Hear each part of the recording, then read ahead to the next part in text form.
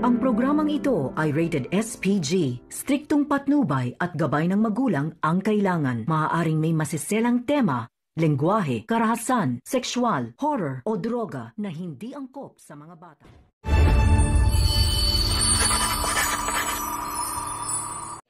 Narito na nga ang ating advance highlight ngayong hapon sa ating kapatid.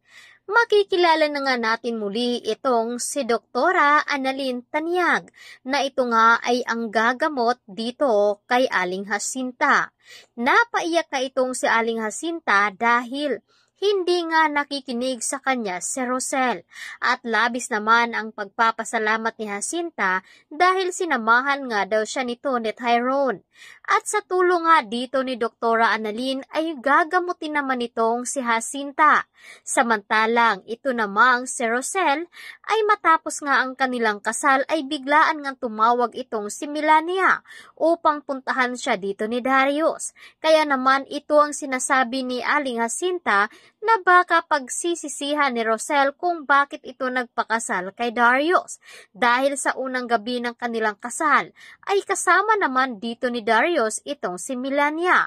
At posible nga ba na itong si Darius at si Tali ay mag-ama? Kaya tutukan natin ang matindi nga pang revelasyon ng mga kaganapan dito sa ating kapatid. Maraming salamat sa inyong pakikinig.